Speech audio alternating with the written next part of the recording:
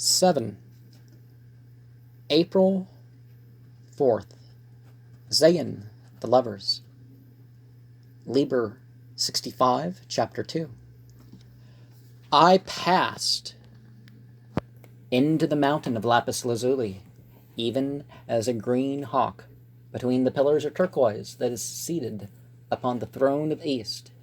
So I came to Dwant, the starry abode, and I heard voices crying aloud, O thou that sittest upon the earth, so spake a certain veiled one to me, thou art not greater than thy mother, thou speck of dust infinitesimal, thou art the Lord of glory, and the unclean dog.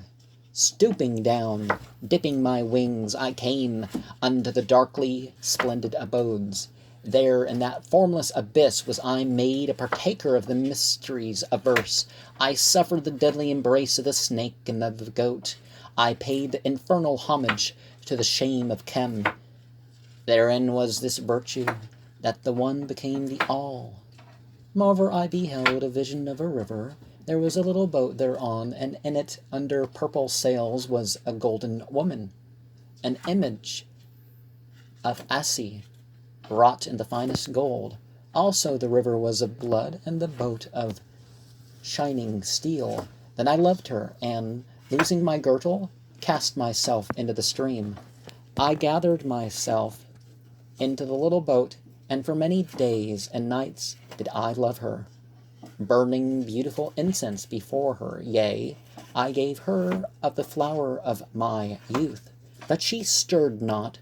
Only by my kisses I defiled her, so that she turned to blackness before me.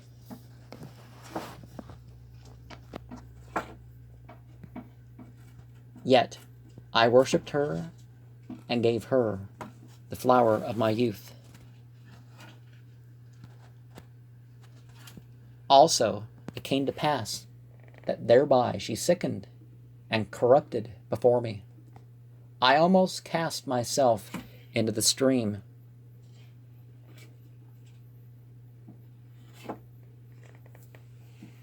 Almost I cast myself into the stream. Then, at the end, appointed, her body was whiter than the milk of the stars, and her lips red and warm as the sunset, and her life of a white heat like the heat of the midmost sun. Then rose she up from the abyss of ages of sleep, and her body embraced me. Altogether I melted into her body beauty, and was glad. The river also became the river of Amrit, and the little boat was the chariot of the flesh, and the sails thereof the blood of the heart that beareth me. O serpent woman of the stars, I, even I, have fashioned thee from a pale image of fine gold. Also the Holy One came upon me, and I beheld a white swan floating in the blue. Between its wings I sat, and the Ans fled away. Then the swan flew and dived and soared. Yet know whither we went. A little crazy boy that rode with me spake unto the swan, and said, Who art thou that dost float and fly and dive and soar in the inane? Behold, these many aeons have passed. Whence camest thou? Whither wilt thou go?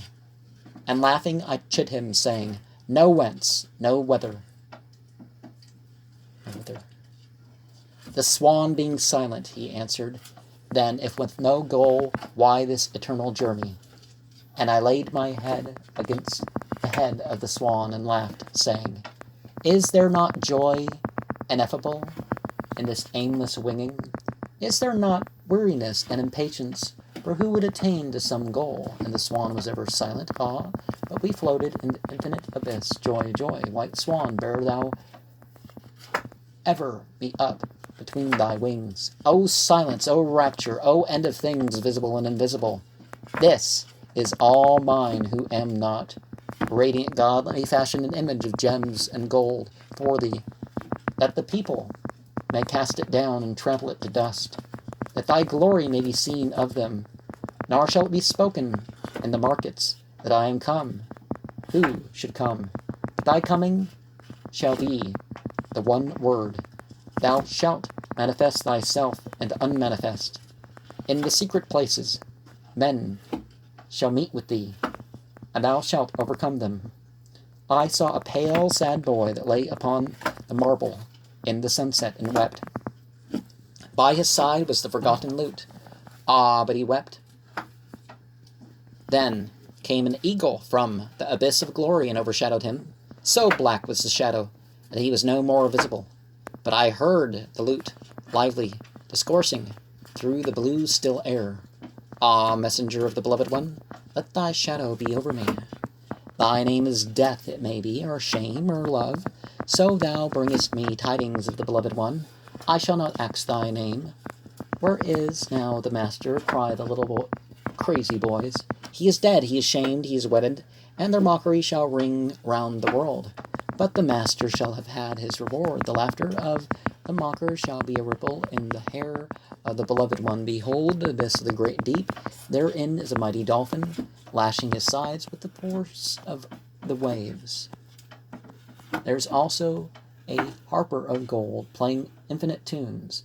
Then the dolphin delighted therein, and put off his body, and became a bird. The harper also laid aside his harp, and played infinite tunes upon the panpipe.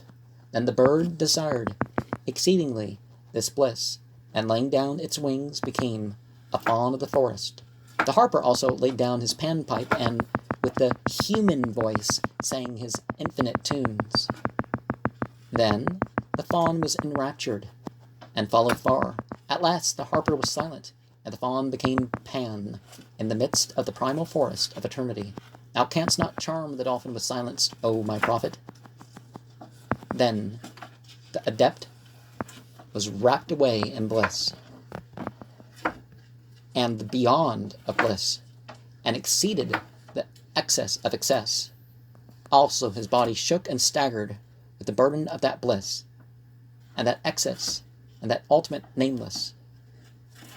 They cried, he is drunk, or he is mad, or he is in pain, or he is about to die. And he heard them not. O my Lord beloved, how shall I indite songs, when even the memory of the shadow of thy glory is a thing beyond all the music of speech or of silence? Behold, I am a man. Behold, I am a man. Even a little child might not endure thee. And lo,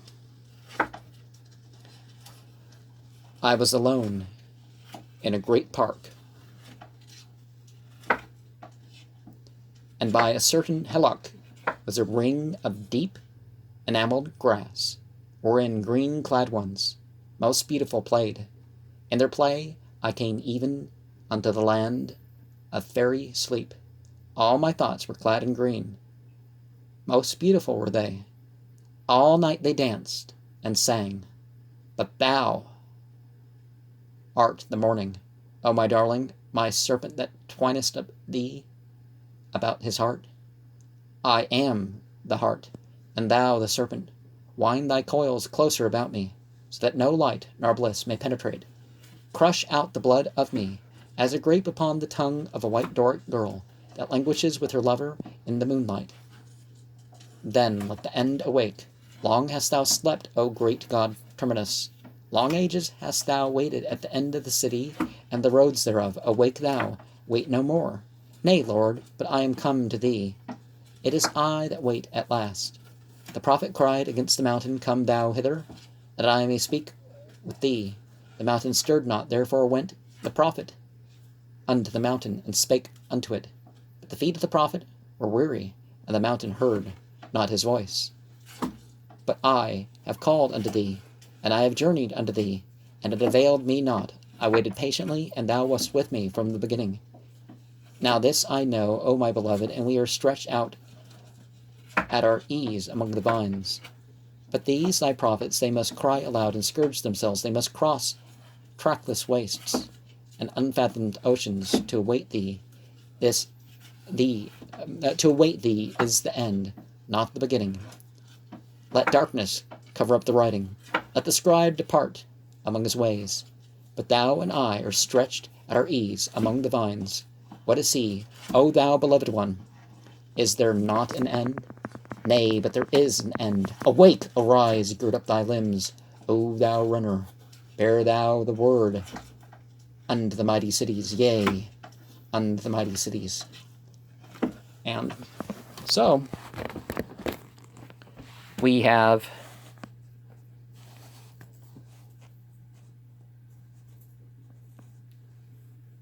Eve and Lilith there. Cupid. The representation of sort of